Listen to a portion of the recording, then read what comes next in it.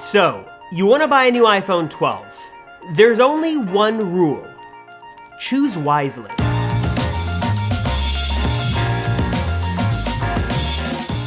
It seems like there have never been more iPhone options than we have this year in 2020. New form factors, colors, screen sizes, storage options, the list goes on and on. But I think for most people, it's gonna come down to just two options, the iPhone 12 or the iPhone 12 Pro.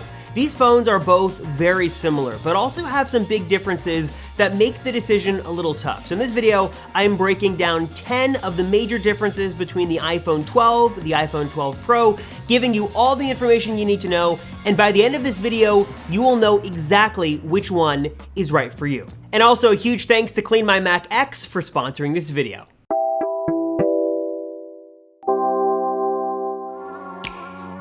If I was recording this video last year or in years past, this video would have been pretty self-explanatory and the script would have written itself, because the differences between the XR and the XS or the 11 Pro, they were big enough to make the choice super simple. You had a lower end screen, you were missing some of the camera stuff, the form factors were different, but that is not the case this year. Apple has made the iPhone 12 and the iPhone 12 Pro so similar that the choice is a lot more difficult to make.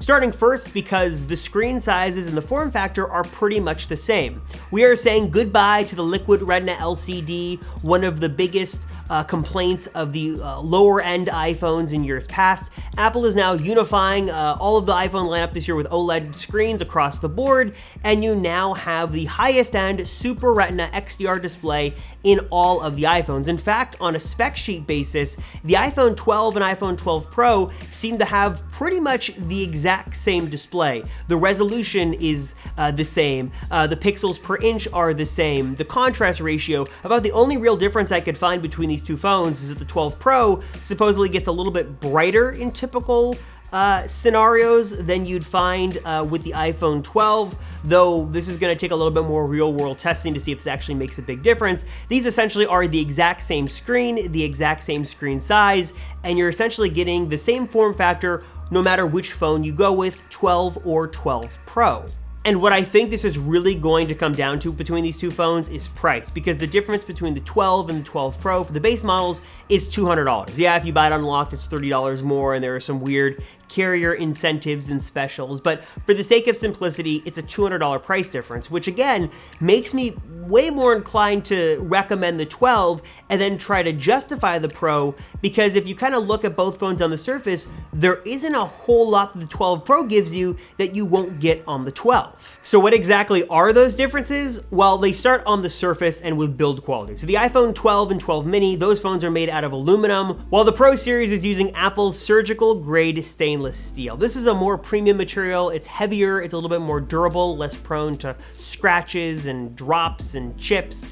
It's going to give you a little bit more of a premium feeling phone on the Pro series than you're going to get on the 12. Some people might prefer the lighter phone with the aluminum build you're going to get on the 12, but the 12 Pro is going to give you a little bit more of a premium finish, a premium feeling phone, though they're both going to carry, again, pretty much the exact same design. Only difference here on the surface is build materials. Aside from that, there are some differences in color. If you want to go with more of the classic Apple, the more premium colors, you have that on the 12 Pro. You've got white, you have graphite, you've got the new kind of darker Pacific blue, and the gold color. While the iPhone 12 is going to give you more of a splash of color. You've got white, red, black, green, and blue to choose from as well. They're a little bit more brighter, a little bit more fun and playful.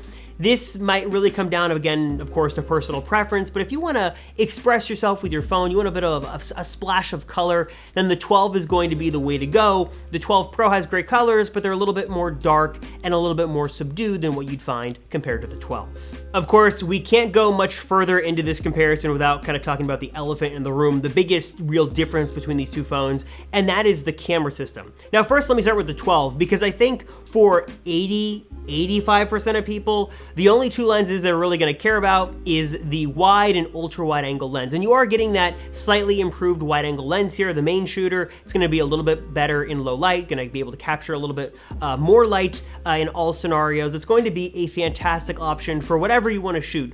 photos, videos of friends, family, food, pets. I mean, this is an awesome camera that is great and versatile. And again, I think most people really just want that great main shooter, which is the wide lens, and then the ultra wide for some more fun, creative shots. That's a great way to go on the 12. The 12 Pro is going to give you those same two lenses, but is also going to give you that third telephoto lens. Now, to be clear, this is not the larger main lens that you'd find on the Pro Max. This is also not the 65mm focal length telephoto that's only on the Max. The 12 Pro is going to give you the same two cameras as the 12. You're just going to get that additional telephoto lens on there as well.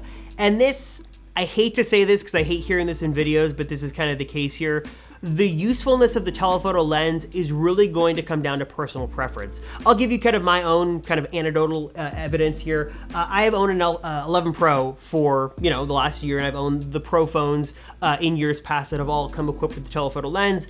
And I don't use the telephoto lens all that much, but I will say it's nice to know that I have it. It makes the camera system a little bit more versatile. Having that extra digital zoom, and probably more importantly, that optical zoom, is really nice to have. And although I don't use it all the time, it is nice just knowing I have it there for the times I do need it, when I'm taking photos and videos, and just in any case, the telephoto lens is a nice piece of equipment to have equipped on your phone, though you might not always need it. Though I will say, I really don't use it all that much, so I don't think it's critically important for myself, and for many people, I don't think it's a real big deal breaker. There are some people that need that telephoto lens. They want the most versatility of the camera equipped on their iPhone in their pocket, so in that case, the Pro is going to be the obvious choice. Maybe you'd even want to look at the Pro Max. But in this case here, I think for, again, 85% of people, the wide and the ultra wide is going to be plenty powerful, plenty versatile. It is going to give you just great looking photos and videos. Now, there is also an interesting argument to make when comparing the 12 and the 12 Pro, because the 12 Pro does give you all these extra features plus that extra lens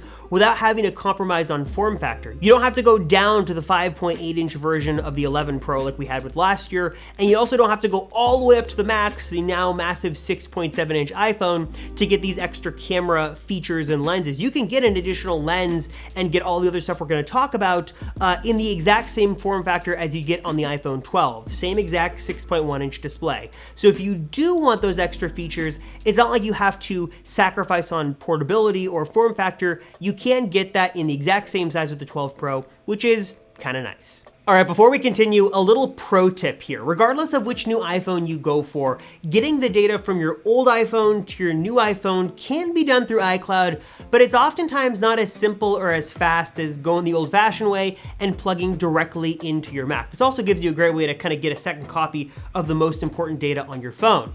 But in order to do this, maybe you're like me and you need to kind of free up some space and clear up some junk that's taking up all the space on your Mac's internal drive. Luckily, we have this video sponsor, Clean My Mac X, which is going to do just that. Get rid of all the junk files, all the log, all the cache files taking up space, and also a whole lot more. One of my favorite features of Clean My Mac X is that you can download and install it directly from the Mac App Store, and once you do, you can do what's called a smart scan, which is going to do three important things. It's going to get rid of all the log files, the cache files, all the junk that's taking up space on your computer that you probably don't even know exists. It's also going to do a security check, scanning for any viruses, any malware, making sure your Mac is safe and secure and keeping those bad guys at bay. And it's also going to pull all of the large files that have been taking up a lot of space on your drive that you haven't used in a long time, and now is probably a good time to delete them, move on, and reclaim that space and get it back. Clean My Mac X is great for so many things. It's going to keep your Mac safe and secure. It's going to keep it optimized, kind of running like it's fresh out of the box, like you just got it from the Apple Store. And it's also going to allow you to do a lot of things that you just can't do on macOS 10 itself. For example, deleting an app is not as simple as dragging it to the trash. There are oftentimes remnants and other parts that you can't delete without knowing what to do. Luckily, with Clean My Mac X, you can select the app or apps you want to remove, and with one click, delete the app and get rid of all of the files associated with it super easily. So whether you want to prepare for that new iPhone, you want to clear up some space on your drive, or just make your Mac safe, secure, and make it feel like it's fresh and new again right out of the box, there is no better time than right now to check out Clean My Mac X. So check out all it can do and learn more for yourself at the link down below. Beyond that, there is also the addition of the LiDAR scanner on the new 12 Pro, and this is where it gets a little complicated because personally, I think that there is a much bigger play here for Apple. I think this is a small piece in a bigger puzzle that is going to be revealed sometime down the road, maybe the next couple of years, because I think they really didn't give a real clear justification as to why it's on the phone and why they're putting this scanner in hundreds of millions of new devices. I think there's something more to this we'll see later on. But for right now, that LiDAR scanner is going to give you the following: better autofocus, substantially better autofocus in low light, and also low light portrait shots, as well as all the stuff you could do with augmented reality stuff, photo, video effects, stuff like that is going to be improved on here as well. I think that there is more to this LiDAR story, but for right now, that is what it's going to give you. Maybe if you're into augmented reality and you like to scan, objects in the real world and turn them into 3D or, different effects and stuff like that, the LiDAR scanner is, cool to have. Again, it's going to give you a little bit more versatility with, low light portrait shots and stuff like that. Though I really don't think the LiDAR is a make or break decision maker for many people. It's kind of cool. It's a nice addition to have, though again, I really think it's going to be a bigger deal kind of down the road for Apple. Maybe kind of like the U1 where it's in the iPhone and they kind of make an explanation as to why it's there and kind of make its case, but it's going to be a bigger deal the more devices come out and the larger and more developed the Apple ecosystem gets over the next couple of years. You're also gonna get Apple Pro RAW. So if you take a lot of photos on your iPhone, you want the most flexibility in post-processing, then that RAW feature set is super nice to have. That is only on the 12 Pro. Also, to clear up some confusion, you can actually shoot Dolby Vision HDR video on both ends of iPhones, the 12 series and the 12 Pro, though you can shoot 60 frames Dolby Vision HDR on the Pro and only 30 on the 12. So if you like to shoot a lot of videos on your phone and you want that Dolby Vision HDR, you can, shoot it on both phones, but if you want the absolute most versatility, then you're probably gonna wanna go with the Pro to shoot at 60 frames per second. Again, this is not a huge deal. I think this is, we're getting more and more into a subcategory of people who really shoot a lot of photos and videos and where this versatility really matters, but it's a difference I wanna make sure you guys are well aware of. One of the things that's most impressive about both phones, and something I gotta give Apple credit for, is that both of these phones have the A14 Bionic processor. This is, as Apple likes to stress, the most powerful, the most capable, the most efficient processor they have ever put in the iPhone ever, and both phones are gonna be able to take full advantage of that. You're gonna have the same power and the same functionality and the same efficiency in both phones. So if you wanna shoot a lot of photos and videos and edit them on your phone or play a bunch of games or multitasking, I mean, there's not going to be any slowdown, any hesitation. Both these phones are going to be plenty capable and plenty powerful. Though there is a difference in RAM, we're learning that the iPhone 12 series will have 4 and the iPhone 12 Pro will have 6. We saw 4 gigs in the Pro series last year, and again, having an 11 Pro, I noticed no slowdown, no sluggishness, no issues by any means. So I think that the extra headroom with RAM is gonna help with some Pro-specific features like Apple Pro RAW and LiDAR and stuff like that. I wouldn't put too much stock into this, though if you do want the most power and performance and you want those extra 2 gigs of RAM to go up to 6, then the 12 Pro is going to be the way to go for that, though I wouldn't worry too much at all about performance on the 12. It is going to be spectacular. They've both got the same water resistance, up to 6 meters for 30 minutes. They've both got the same 5G capability. They both got MagSafe. I mean, again, there is more in common with the Pro series and the regular series than there ever has been before. The differences are so small that, again, I think the 12 is just the simple answer, definitely the way to go, and you have to make a case to justify why you need to step up for the Pro. I also want to quickly touch on battery life. Because these phones have the same screen size and the same functionality and the same form factor, chances are they have the exact same battery inside there as well. We don't know this, and we won't be able to test until we actually, get our hands on one or someone else disassembles and sees what the actual milliamp hour capacity is with these batteries. But I'm going to suspect and make an educated guess that battery life on these phones will be pretty much exactly the same on the 12 and the 12 Pro. Same screen size, same processor, very minor differences. I think you're gonna get excellent battery life no matter which phone you decide to pick up.